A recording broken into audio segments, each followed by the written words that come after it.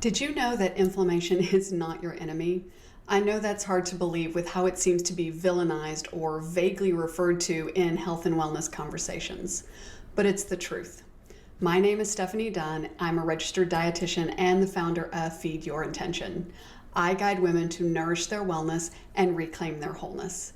And today I want to talk to you about what inflammation actually is, why it's not your enemy, what drives low-level inflammation, and why midlife is when it starts to matter in ways that you can actually feel. Inflammation is your immune system responding to a real or a perceived threat. That's it. Whether it's injury, infection, stress, or toxins, all of these cause physical damage in the body. Inflammation is the body's way of dealing with that damage, of healing. Without it, literally nothing in the body would heal.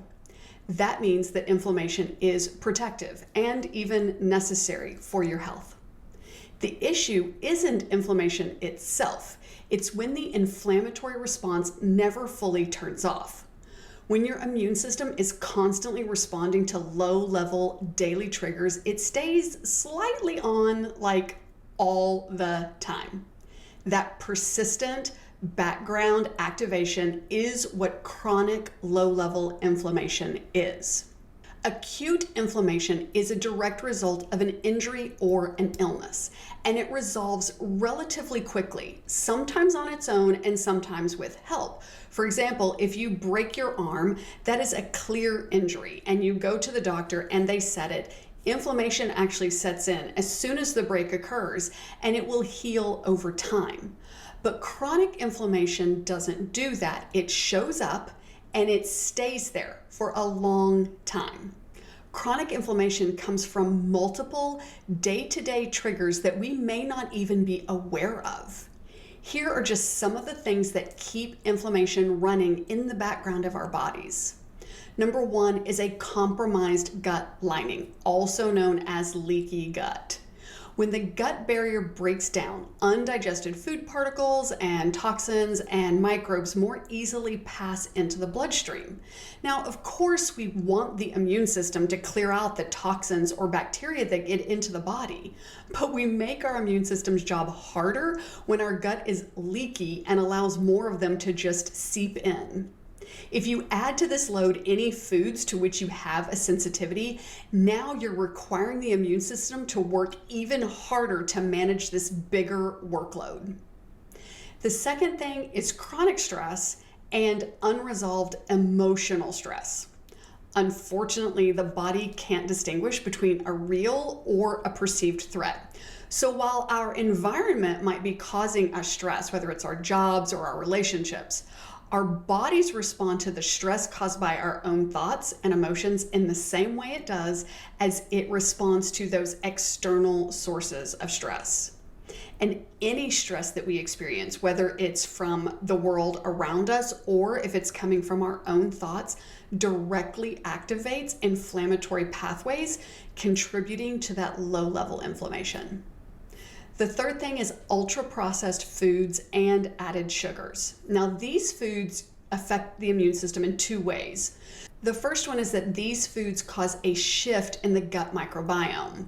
What that means is that new bacteria that are more likely to trigger an immune response take up residence in your intestines. As well, these foods can cause blood sugar spikes, and that blood sugar spike actually triggers an inflammatory response all on its own. The fourth daily trigger that a lot of us experience is poor sleep.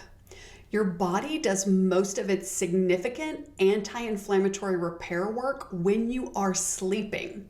This is when the immune system gets to calm down and reset. If you aren't getting enough quality sleep, that repair doesn't happen and your immune system stays slightly activated even overnight. The fifth way is sedentary behavior. When we don't move our bodies, fat is more likely to accumulate. I know that's not news to you.